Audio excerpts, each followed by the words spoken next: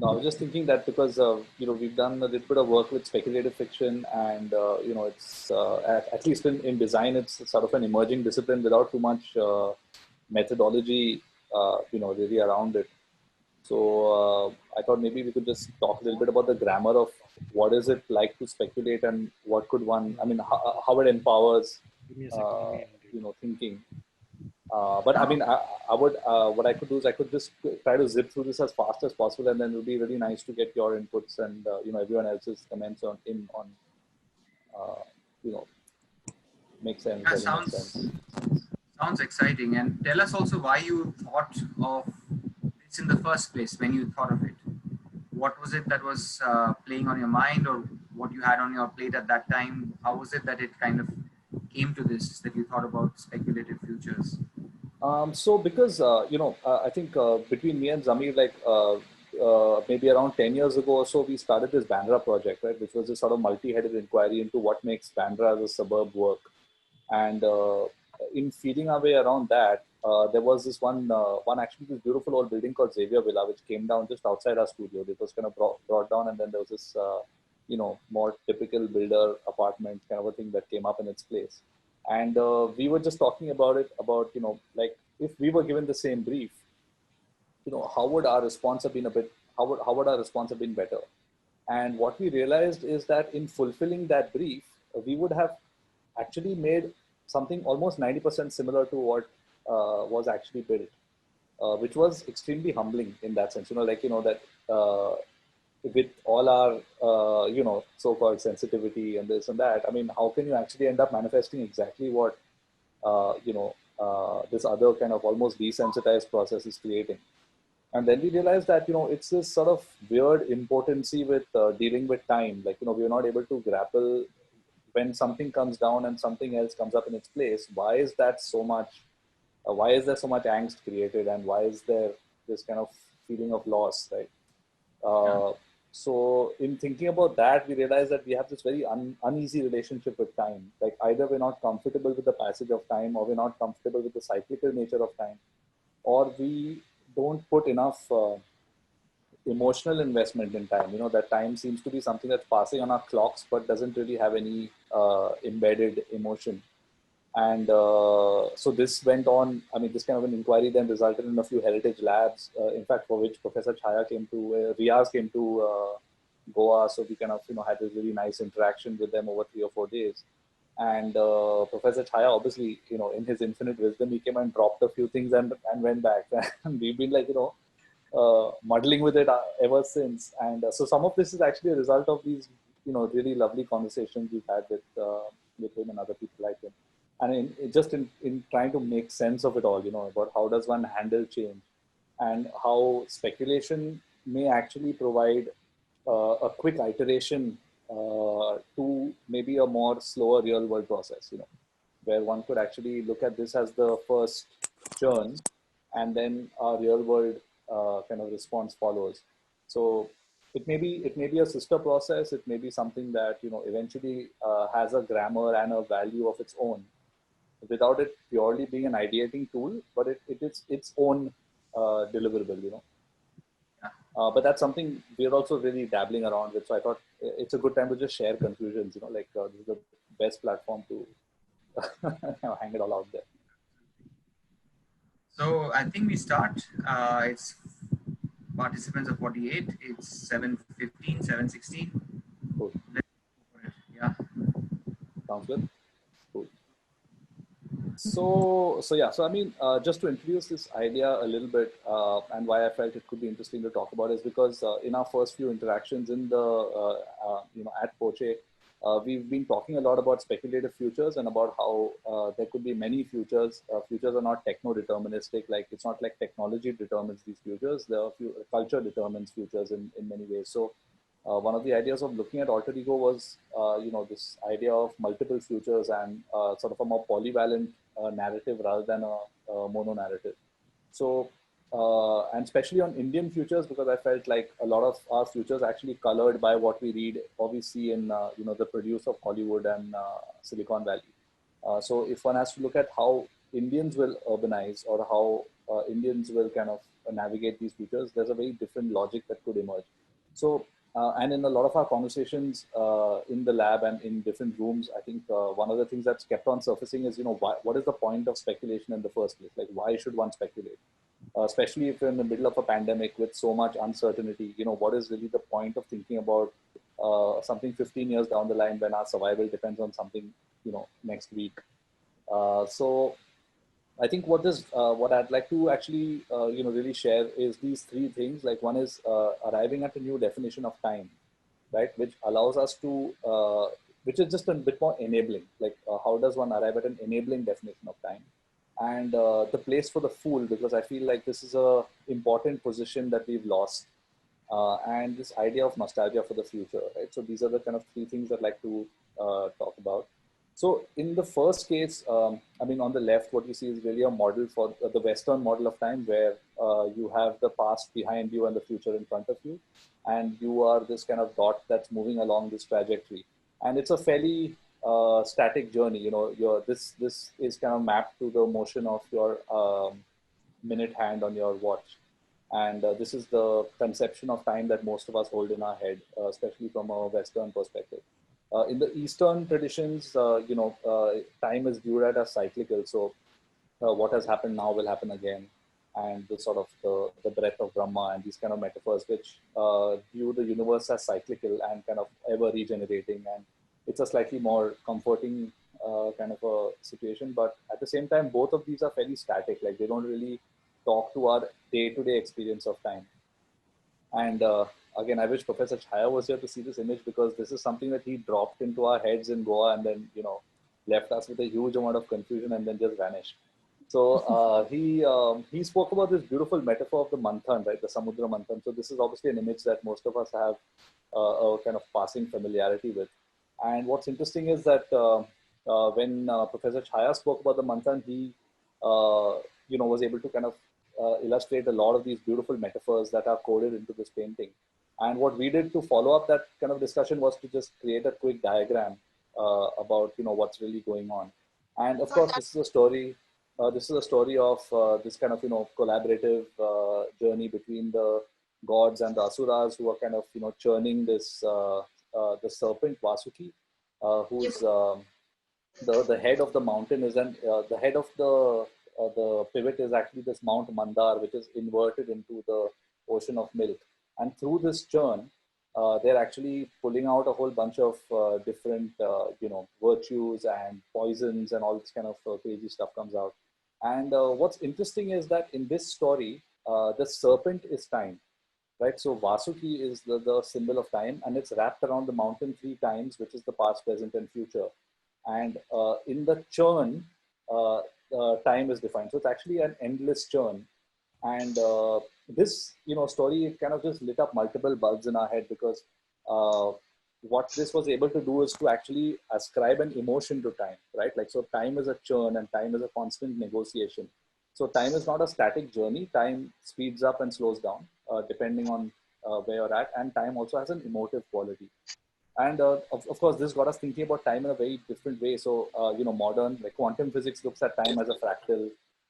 Time is also looked at as a rhizome. Time is looked at as simultaneous. So, I mean, the idea of introducing these ideas is that maybe in the lab, one could even, when looking at the deep past and the deep future, also look at the notion of time. Like, how does one inhabit a river of fractal time, for example? And, if one had to actually look at the emotional or the qualitative aspects of time, and not just the quantitative aspects, like one could actually consider time as a churn. So what this does is it prepares you for motion sickness, right? Like in the morning when you wake up, you realize that I am going to be motion sick, and some parts of the day are going to move faster and some parts of the day are going to be slower. And it creates a very different journey. So when you're in a sense of flow, or you're doing something that you really enjoy doing, or you're reading a book that you really enjoy doing, or you're living, time actually, speeds up. And there's a certain grammar to this, right? So, and also this idea of time holding emotion is interesting, that we normally look at time as a purely physical phenomena, which is something which is ticking away irrespective of whether we engage with it or not. But time has a very strong notion of holding emotion. And it's also an ever-branching story. So you have multiple pasts and multiple futures. And this is very empowering for a heritage conservation practice, or even a future-facing practice. is to look at this idea of poly-narrative. Like there's no single future that all of us are heading towards. It's like a massive multiverse of futures. This second one is actually very interesting because I think this comes a little bit from our studio personality. Like we are really, I think it probably comes from some sort of genetic baggage.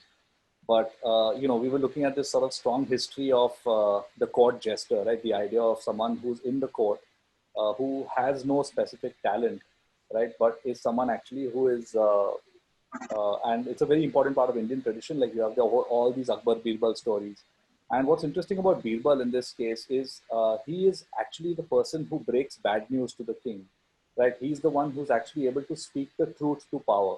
And why is he able to do that? Like, what is this unique agency that he has? And he's actually empowered with wit and this sort of quick thinking kind of an idea. And he's able to actually say things to Akbar, which anyone else in that court would have lost their head, right? So I think it's an important agency to have. And in our current media, like specifically, in large infrastructure projects, for example, or even in the sort of single mono narrative that actually is spouted by mainstream media, what we're doing is really creating this propaganda of fear, which was essentially the kind of propaganda that surrounded the rulers of that time. And what we are effectively left with is a paralyzed public. And when a public is paralyzed in fear and constantly being hammered down with this fear propaganda, you are actually engaging with your reptilian brain. Like your prefrontal cortex effectively shuts down. And what you desperately start looking at for is a savior figure. So this kind of paralysis is it's a very important tool deployed by politics to kind of create this paralyzed public. And then you have, authoritarian kind of regimes that emerge from this. And it also results in this very tribalistic rejection of the other. So anything that is not you will be overwhelmingly rejected. And these are very old impulses, like these are kind of very old tribalistic impulses. And what we believe very strongly is this is the place for the fool. Like, so this is where, uh, modern day critiques which emerge in parody and satire, they can actually play a very important role to kind of break this notion, because humor actually has a completely different effect on your brain as fear has. Humor actually engages your prefrontal cortex, which is your rational mind. So the first thing you do to a problem is laugh about it and ridicule it, and then it allows you to make a rational step forward. Another one is, this idea of nostalgia, right? So nostalgia, I mean, what's interesting about the root of the word is it means pain actually. And nostalgia used to be a diagnosable disease. So there were people who were sent home because they could not move and they could not function, especially in a military context, because they suffered from nostalgia. So this was actually a disease. It was looked upon as something which is a communicable disease when it was being articulated. And what we also realize is that it's sort of a dirty liar, like it constantly tells us lies. And what's interesting is that, when people have major disruptions in their lives, like similar to the pandemic that they're going through, or, being slapped on with an authoritarian government, something, you actually start looking nostalgically towards the past. Like this is almost so this is the bedrock of the Make America Great Again campaign. This is the kind of the kind of rhetoric that goes around any kind of revivalist kind of a discourse.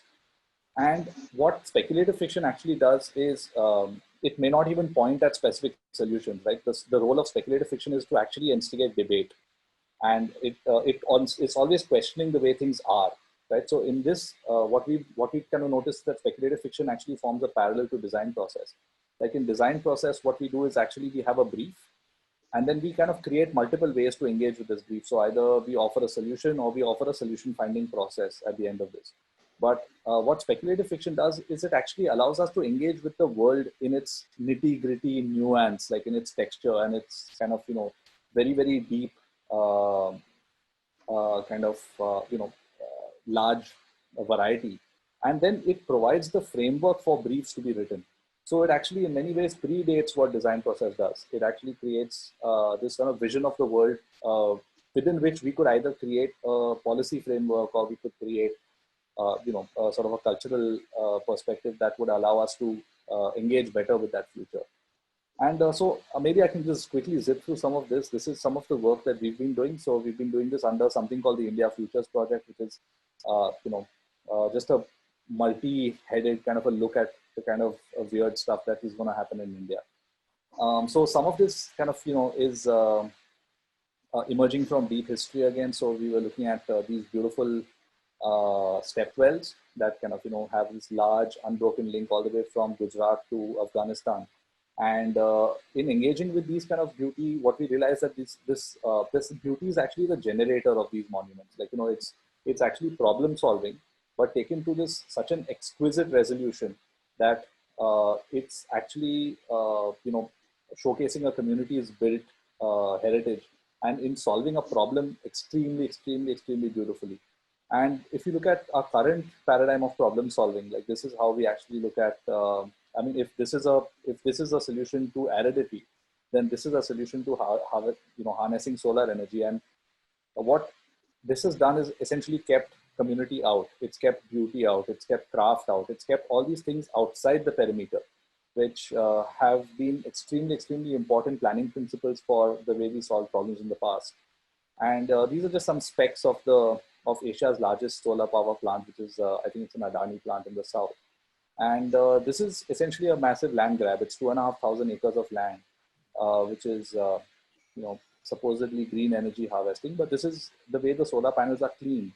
So it's actually cleaned with illegal water taken from a village far away, which is piped. And then because the efficiency of each solar panel drops by 25% if it's dusty. So it's anyone's guess as to how green this energy actually is.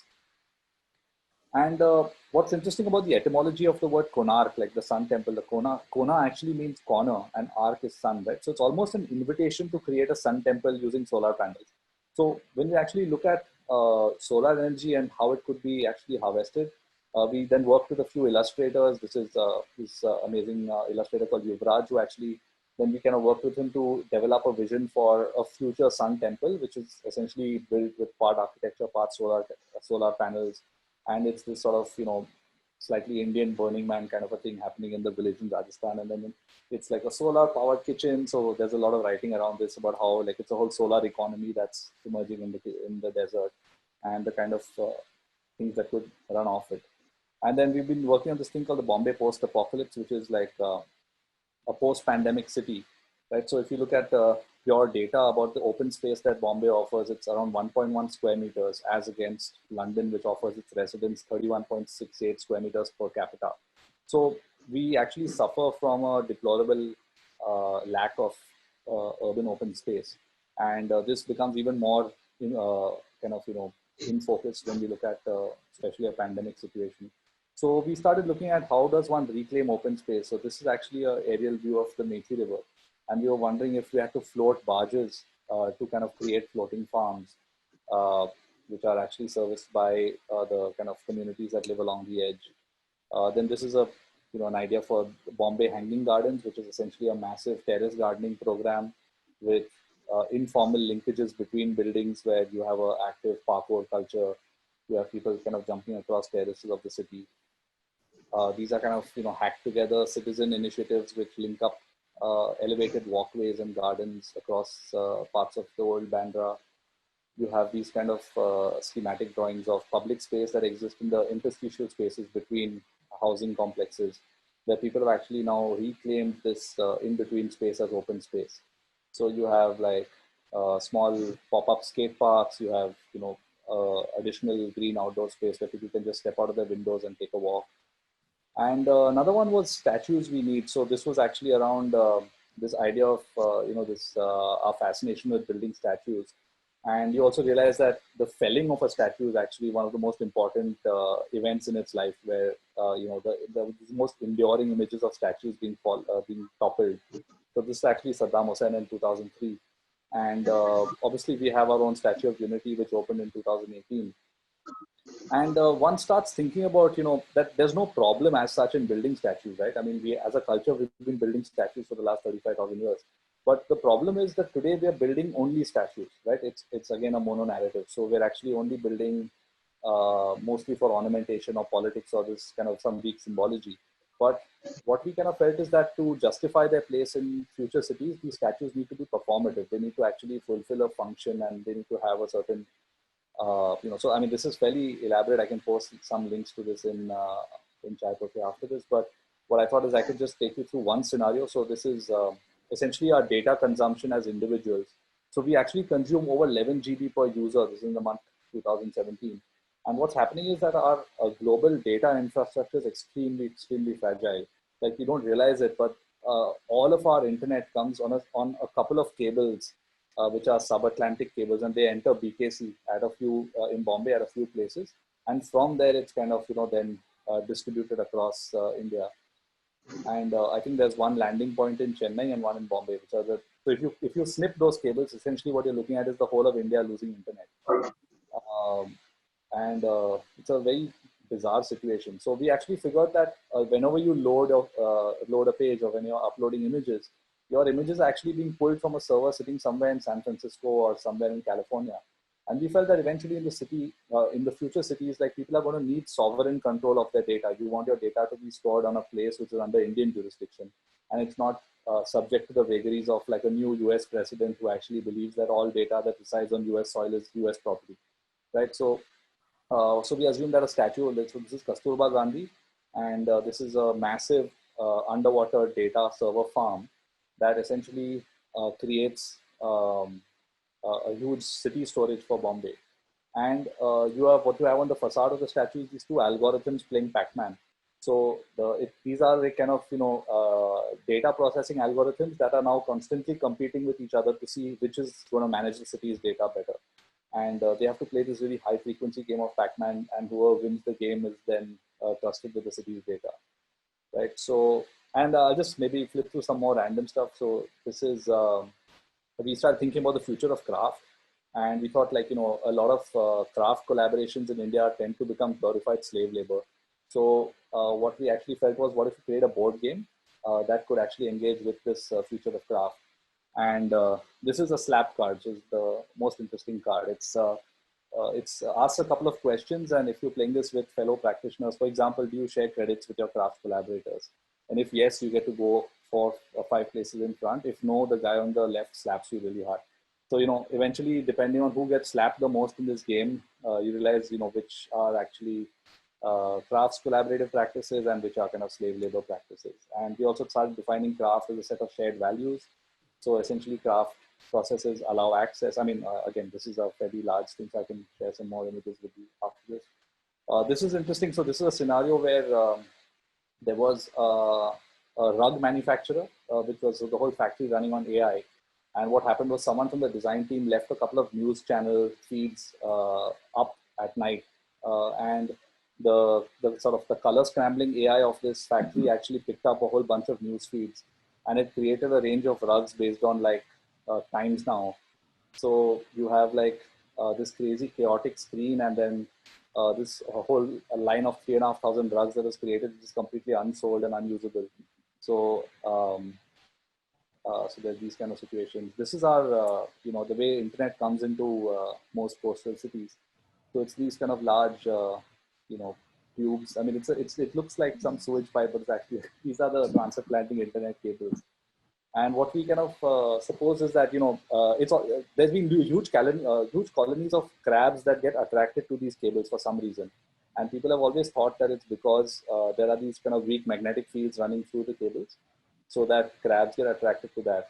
But there's a scenario in which there were these hacker crabs discovered. So you had these kind of crabs without nationality, and as soon as you open up their shells, you have these kind of weird circuits inside that no one really knows where this data is being siphoned off to. So you have these kind of multiple data traps and multiple kind of siphon points of data that is sucking out data to some offshore storage. This is a scenario for PETA India. So we're looking at a situation where you have an AR app that every day the amount of animals that you consume get tagged on your AR personality. So as you're walking on the street, people can see how many animals you've killed that week, for example. So this guy has had like say 12 omelets in that month. So you have these eggs that are following him. You have slaughtered chicken, slaughtered mutton, like these kind of things that follow you around. And we were wondering that if you have this AR app that pulls feeds of like of social media channels, and it's anyone's guess to what Salman Khan would be followed by, or what some of these urban hunters could be followed by with this kind of an AR app. We're also looking at this sort of future political party called the Bharatiya Bhavishya Party, which is essentially looking at what a rhizomatic party would be, which is a non-hierarchical party, right? So as a foundational principle, this party actually rejects the outmoded trope of the two-party system. So it says that we don't create an illusion of democracy; we are actually a network. So this looks at the lotus not as a flower but as a network. So if you look at the grammar of the lotus pond rather than the lotus flower, where under the surface you have this vast interconnected rhizomatic kind of system, and that is really the political party, not the manifestation as the flower. So essentially, yeah. So we kind of draw parallels between emerging organizational structures like the internet or like these kind of rich rhizomatic structures, and we say we as a future political party, we are now global. We are like connected with other political parties in like a sort of information sharing network, stuff like that. And yeah, so that's a little bit of us, and happy to share more work depending on. That's very enjoyable. Really, what fun! I particularly like the aspect of the fool being able to tell the truth in a manner that is both palatable and yet deeply kind of disturbing as well. You kind of go back thinking whether it is actually uh, kind of a very deep truth that has been thrown at you, and I think that's what comes through very, very clearly in your thing. So yeah, I'm very impressed. We have a fantastic comment in chat from Divya Agarwal. It says, it seems like a Black Mirror 6th season is out. Fantastic work, man. Very imaginative and very provoking in that sense, very thought-provoking as well. And quite contemporary, because I think a lot of people who talk about this talk about it in ways uh, which are traditional with traditional mediums, and I feel that most of your artwork and all that is quite neon, and it's very it's very futuristic, or it drags you out of where you are, and it's nice. It's really cool. Yeah. Thanks for showing us. You should post some links as well if you have like. Yeah, I will. Yeah, for sure. Yeah. Mm. So I'll send a couple of links out, and I mean, again, these are like fairly random. I think, and one of the things is that I think the way these manifest is because they're coming off a network map. So what we've started doing around 4.5 years ago is to build out this kind of a future map of 2035, right? So this is actually visualized as a large nodal network, and now what we're trying to do is to pick off points of that network to look at interrelations. So, for example, the future of gender and the future of work is very heavily tied into the future of cities, right? Because if one is actually designing architecture and structures for people to work in, and especially, I mean, being in the middle of a pandemic is a great time to think about these things, right? Because I mean, like a university like this to me is so much more enriching than actually being in a brick and mortar university, right? Where we can instantly share links, instantly share influences. I mean, as soon as I got out of the Kotla room, there was like every single thing that we had referred to, people had already posted there. Like, so there's a certain grammar emerging here, which is fantastic and rich. But then what are we designing buildings for, right? Like, I mean, in a post-Anthropocene era, like buildings will not be inhabited by humans. So do we need to actually design more effective server farms, or we need to start building with semiconductor bricks? Like, so how does the build form, what is it optimized towards, and what is the planning principles behind what is being built, for example? In fact, I mean, just coming back to the Central Vista kind of a program, if one had to look at even exactly taking what they've said as their brief, right? Transparency, efficiency, flexibility.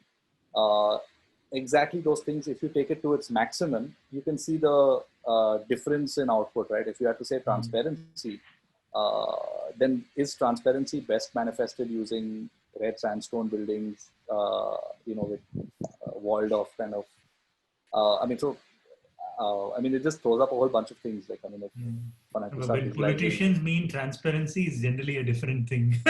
Yeah, exactly, right, exactly. I mean, I would assume that it's a glass cabin on a promenade. Like that for me would be transparency.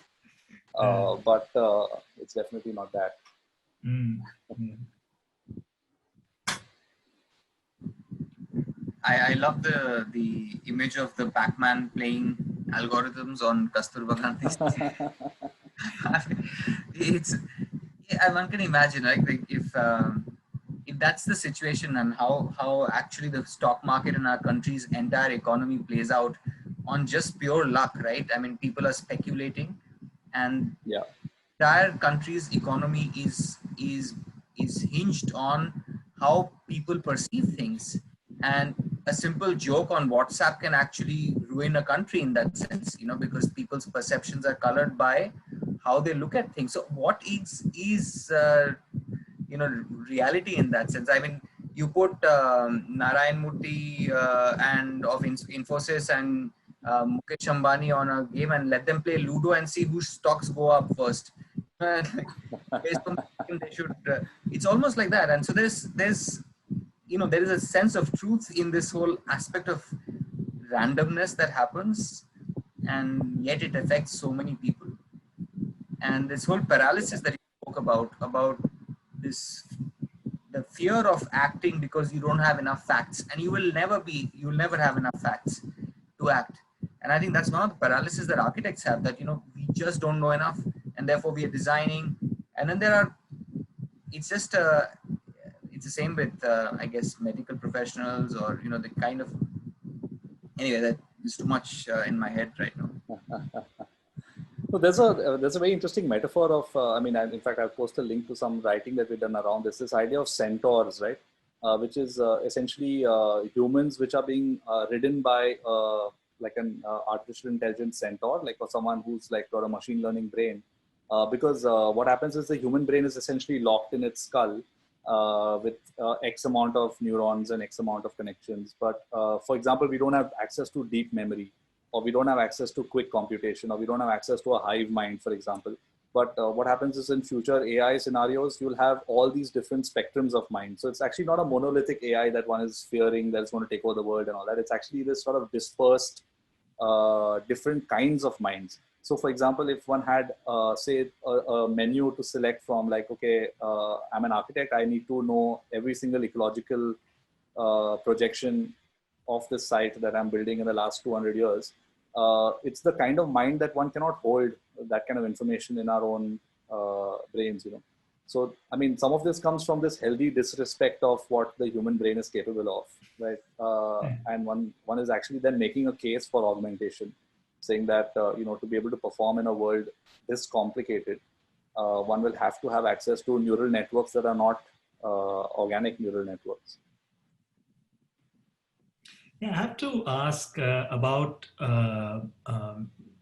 what of Bombay inspires you to do this? Because I feel like the work that you guys do is it's quite reflective of Bombay as a city as well. Because all the buggers we have from Bombay in the university had projects which are of this nature, somehow urban and networked and connected. Because I'm from Chennai and we make blocks and that's the mentality that and somehow I think the city has this kind of a nature where you question it differently and you somehow expose the network in a very clever way or very funny way, and somehow I attribute that sense to Bombay. Would you is that accurate, my description? I don't know, man. Is Zamir around, or it's a good time for him to weigh in on this? No, but I think there's definitely I mean, for you to survive in Bombay, I think you definitely need a sense of humor. Like, I think otherwise you just slit your wrists, at the end of the day. Yeah, I mean, there's something there for sure, like where you have to, make fun of your context for it to even be processed. And otherwise, I mean, I think, and most of these cities are kind of, in that sense, like slow motion dystopias. You have, in most cases, you have unbreathable air, undrinkable water. I mean, that's really now like the norm. and some cities going dry, like, so there's a lot to be fearful of, I guess. Um, I'm not sure. I'm really not sure where this comes from. I'm happy to kind of.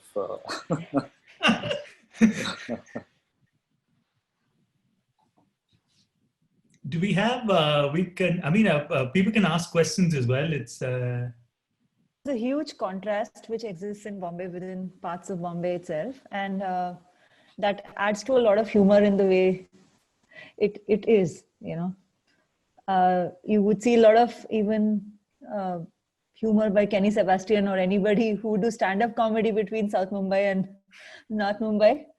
It's something like that. It's as on your face as it is. So, and I think we're always living on the fringe. And I could say that because after living in Bombay for so many years, when I went to Delhi and Bangalore, nobody understood the importance of 837 and 847 and 632, but we knew it. So. No, it also somehow I feel like a lot of projects which came from that background pushed people to look at city as a process and city as a network, which I find a lot of cities lacking in that sense. They either, I mean, to question a city in that sense, whereas I think Bombay has that interconnectivity, maybe because of the train system or the way things work. The projects which came out of a certain kind of a mentality, it was reflective of what Bombay was in some sense, I felt. Like, I think colleges were mentored majorly by alumni rather than faculty. I would say that. So all colleges. I mean, I'm not college per se. I meant more students and their mentality, people who came. Yeah, so students got mentored by alumni, right? Students Okay. never got mentored by the limitation of the faculty. Students got mentored by the alumni. So you maybe I thought that IIS would come up with some kind of a crazy myth that that Bombayas have this secret channel where they are telecommunicating or telepathically communicating with each other at an either level or whatever. I don't know, some. No, man, sorry to disappoint. Next time around, IIS. No, but there's definitely some, there's a lot of nuance to be unpacked in this. Like, I mean, if one has to assume that the city has a personality and that personality in some ways, aspects or changes the way, whatever the output of that city comes in.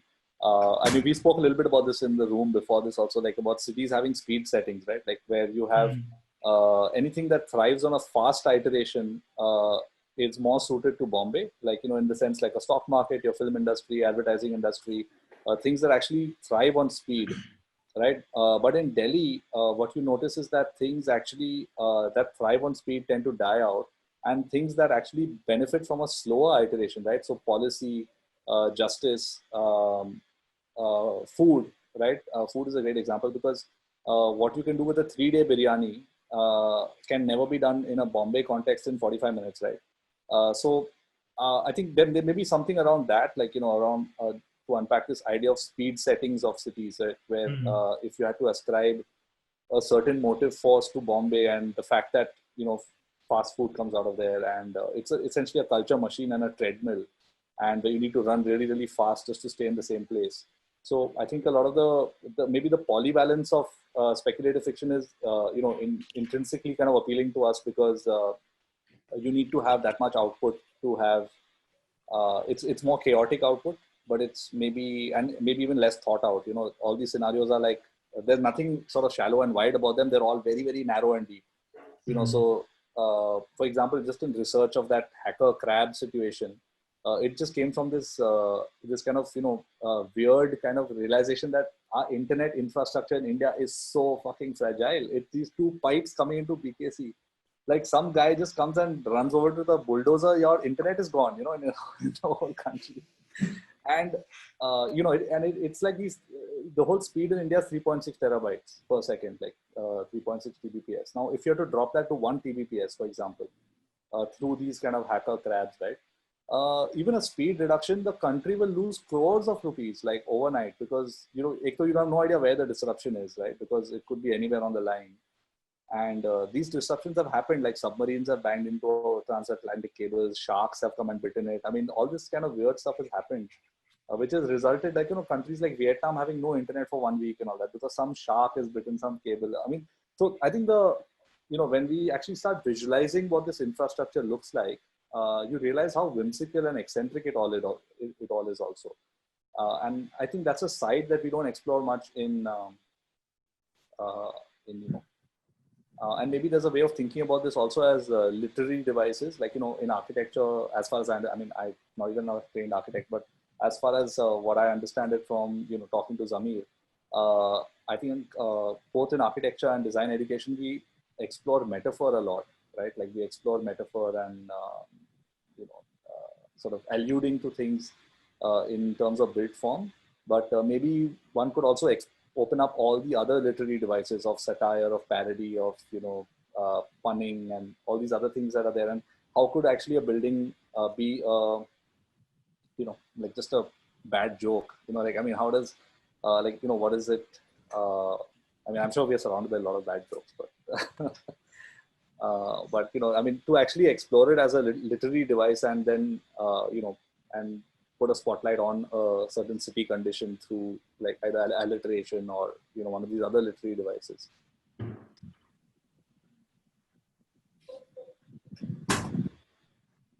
I have a question. Yeah, so it is about like I've been very recently introduced to speculative design, and the two words which comes along with it is utopia and dystopia. And what I have seen is like, so for example, if we talk about future of food, it's either, from converting from a non-vegetarian to directly to vegan. So it is just those extremes which are being explored, at least from the content I have consumed. So like, how do we ground our ideas into something which falls into that gray area? So how does that process of speculating goes like? Yeah, so I mean, this is something that, it's very, very important. Like, so see, one of the primary characteristics of futures are they are spectrums, right? So any kind of future projections, like, I think it's very, very important to snap out of the binary way of thinking very early on, because the binaries actually still take you back to a mono-narrative, like it's sort of my way or the highway kind of a, framing, or a cause and effect kind of a framing, like, if you do this, then this will happen. So, I mean, all those kind of framings actually are on the way out, so there's also the collapse of IPR, for example, where you have now, say, software systems or even potentially built architecture systems will be built in like a much, much larger collaborative network of entities, rather than having a single vision manifesting. And in many ways, I mean, it comes back to also Professor Chaya's, sort of critique of these kind of strong-headed, modernist-inspired kind of visions, because they were characteristics of authoritarian vision. But I think as soon as you actually as soon as you jump from those into spectrums and say that, okay, the future of food is going to be as nuanced as the present is. Like, there's no reason to believe that the future is going to be different from the present. And today you have a very, very wide and varied culture of food consumption.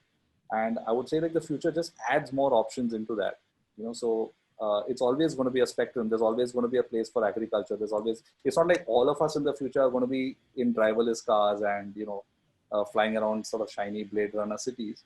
I mean, there's still going to be the same amount of, variety and variation that's always been a part of, our current.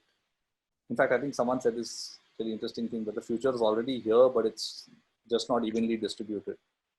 So we're all living in parallel time zones and time realities anyway.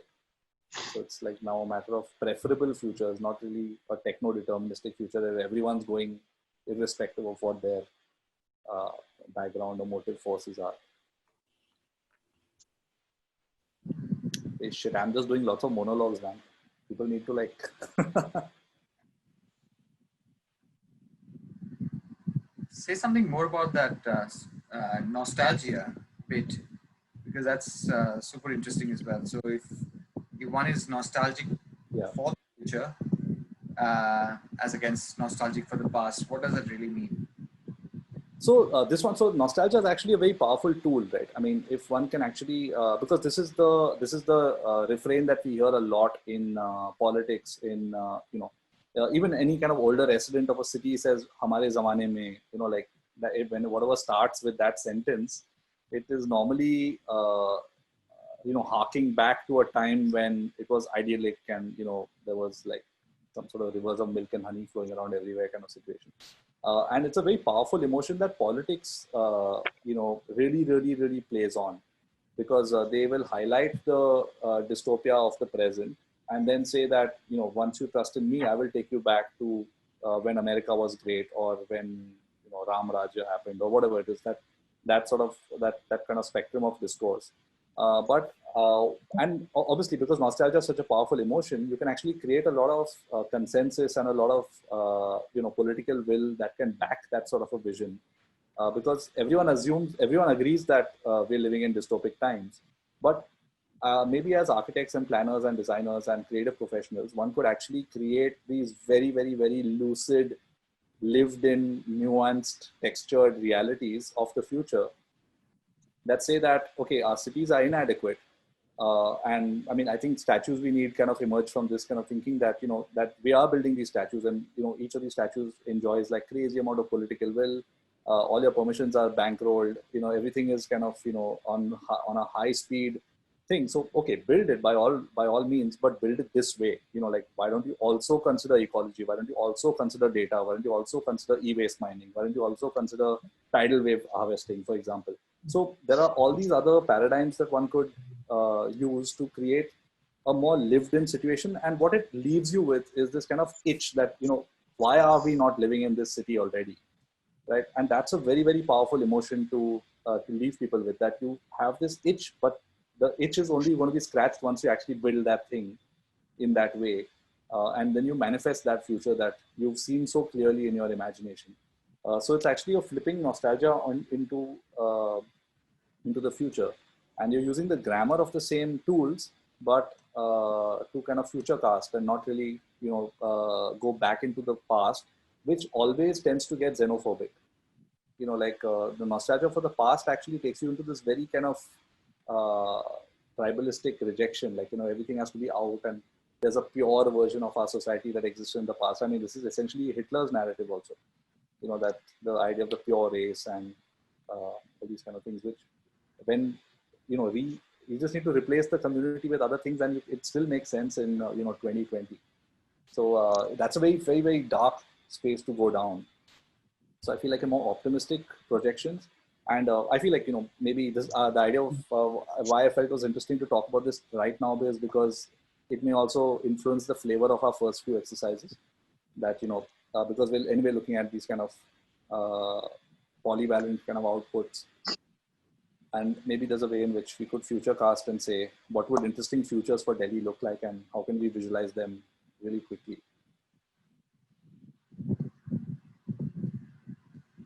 Yeah, especially like your the idea of not making it mono narrative, right? So how do you populate your problem?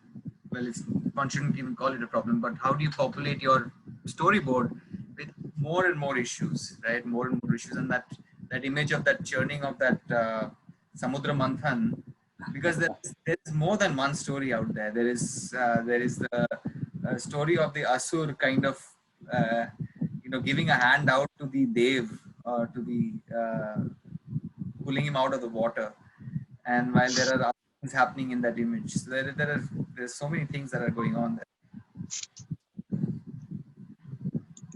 No, it's super, super rich. Like, and what's also interesting is so much deceit and deception in that story, right?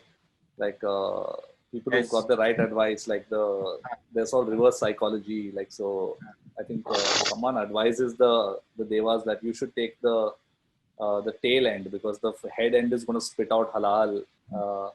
So they say, no, we will take the head. And then the Asura say, no, that's the more important part. We'll take it. So they say, okay, oh, fine. You take the head, we'll take the tail. And it's all this like crazy amount of, mad stories coded in that one artwork. Great. So it's 8 o'clock, and any more questions?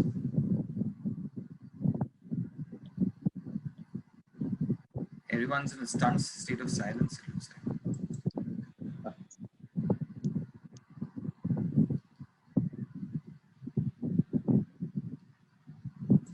great. Thanks so much. And Thank you, guys. Thank you. Always has raised his hand. Good. I think we're just saying bye. Oh, you're saying bye. No, you have to ask a question now. We've seen you raise your hand. Don't bully him, man. Wonderful session. Chalo. See you Right. tomorrow. See you. Cool. Daryaganj group, are there guys who are still wanting to discuss something, or shall we do it tomorrow?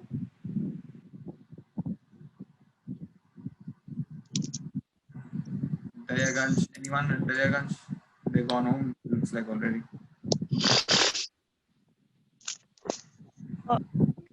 We can take this tomorrow. We need a little time to process what we've taken in today. Great. I'm happy with that. Thank you so much. All right.